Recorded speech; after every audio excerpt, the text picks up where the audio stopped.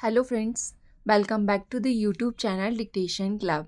आज का डिक्टेशन जो एनवीएस का 2025 में स्किल टेस्ट हुआ है उसमें जो डिक्टेशन बोला गया था ये वही डिक्टेशन है जो कि आज आपको बोला जाएगा। आपको इस डिक्टेशन को अच्छे से लिखना है और ट्रांसक्राइब करना है क्योंकि ये बहुत ही अच्छे लेवल का डिक्टेशन है और आजकल इसी लेवल के डिक्टेशंस आ रहे हैं, तो आपको इसे लिखना है। और आपको मेरा ये प्रयास पसंद आता है तो वीडियो को प्लीज़ लाइक ज़रूर कर दीजिएगा, मुझे इससे मोटिवेशन मिलता है। तो ज़्यादा समय ना लेते हुए डिक्टेशन स्टार्ट करते हैं 5 सेकंड के बाद।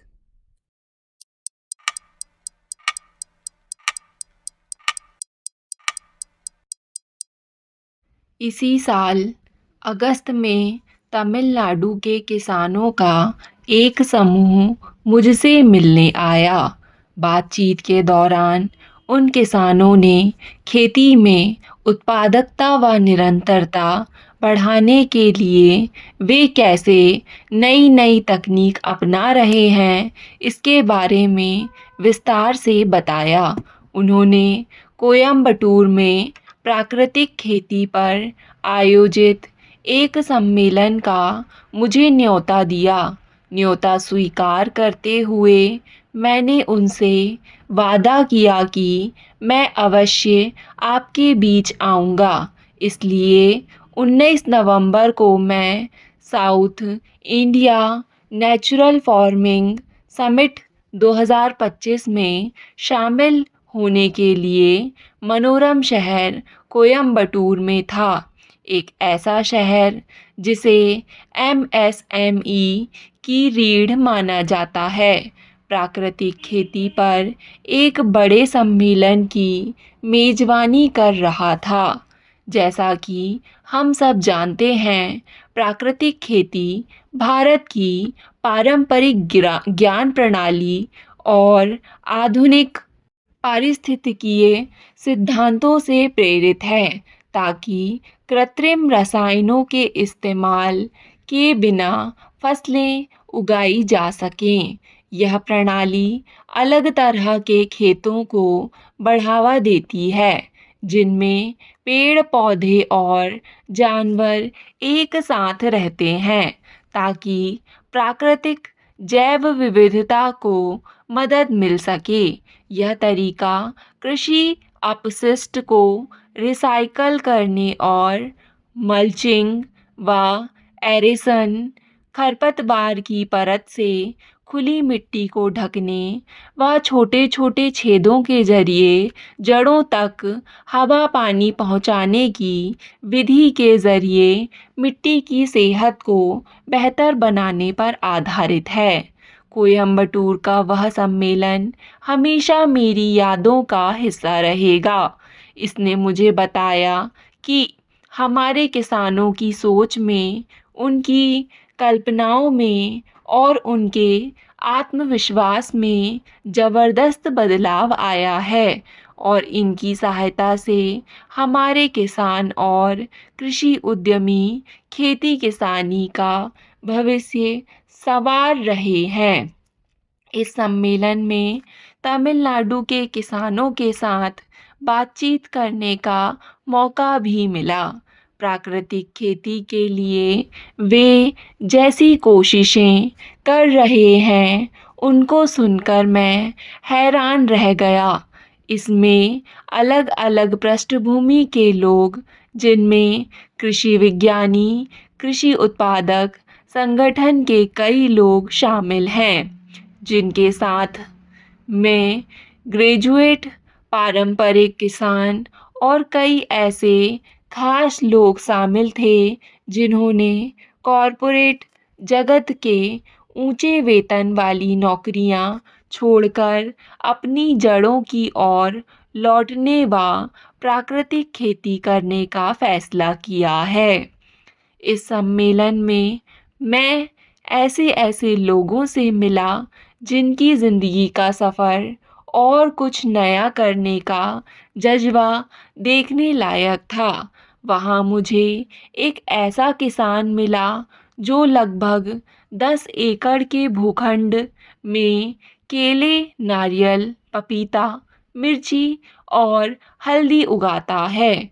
इसके साथ ही वह 60 देसी गाय, 400 बकरियां और देसी मुर्गियां भी पालता है।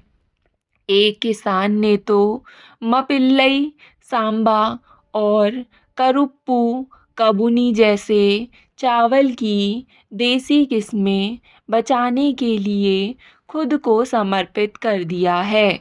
उसका पूरा फोकस हेल्थ मिक्स, मुरमुरे, चॉकलेट और प्रोटीन बार जैसे गुणवत्तापूर्ण उत्पादों पर है। अपने परिवार का पहला स्नातक एक नौजवान 15 एकड़ में पसरे अपने खेतों में प्राकृतिक खेती कर रहा है। वह हर महीने लगभग 30 टन सब्जियां आपूर्ति कर रहा है और किसानों को प्राकृतिक खेती के लिए प्रशिक्षित किया है।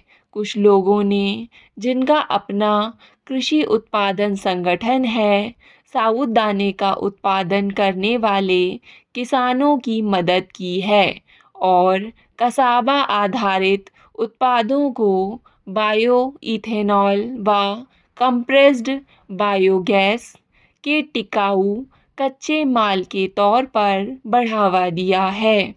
जिन कृषि उद्यमियों से मैं मिला, उनमें एक बायोटेक्नोलॉजी पेशेवर भी थे।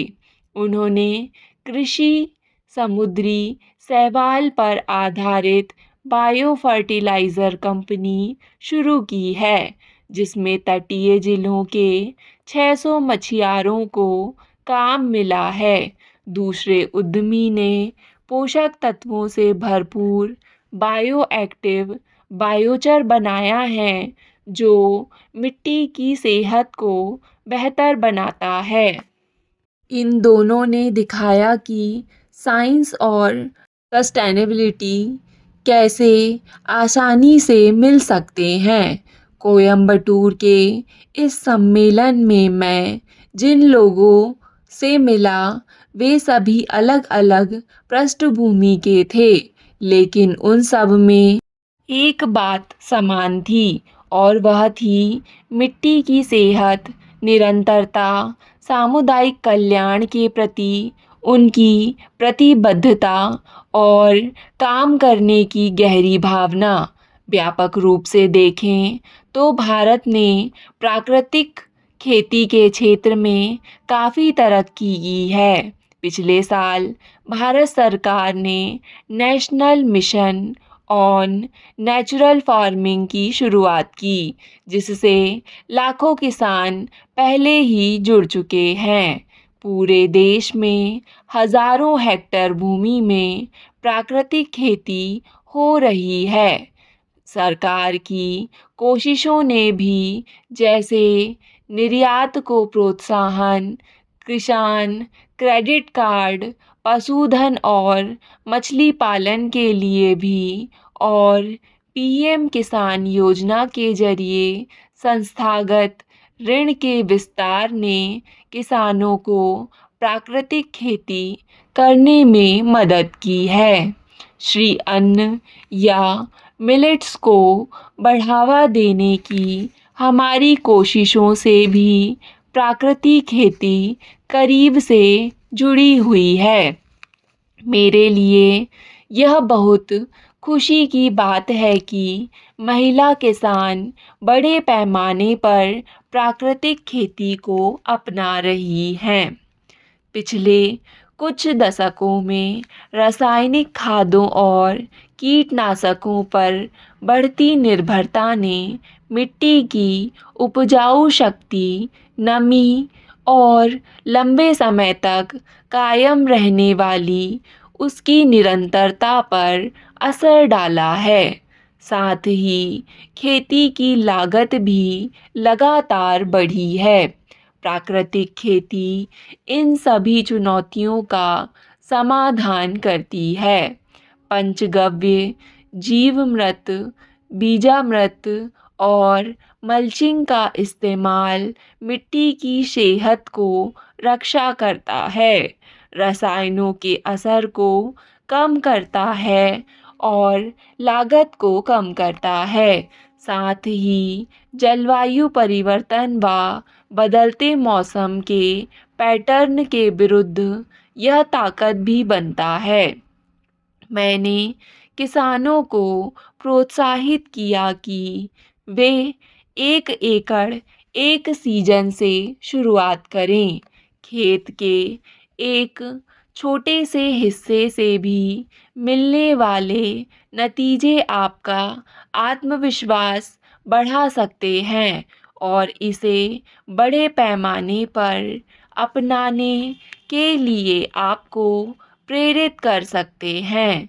जब पारंपरिक ज्ञान, वैज्ञानिक मान्यता व संस्थागत मदद साथ आ रहे हैं, तो प्राकृतिक खेती मुमकिन और परिवर्तनकारी बन सकती है।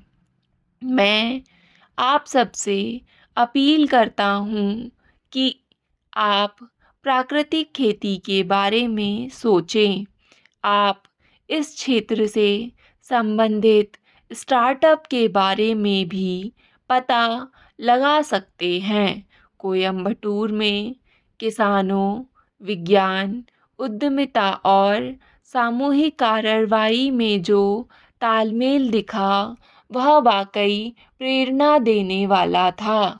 मुझे यकीन है कि हम सब मिलकर अपनी खेती और उससे जुड़े क्षेत्रों को उत्पादक और टिकाऊ बनाते रहेंगे। अगर आप प्राकृतिक खेती पर काम करने वाली किसी टीम को जानते हैं तो मुझे भी ज़रूर बताएं। स्टॉप। डिक्टेशन पसंद आए तो वीडियो को लाइक तथा चैनल को सब्सक्राइब ज़रूर करें। धन्यवाद।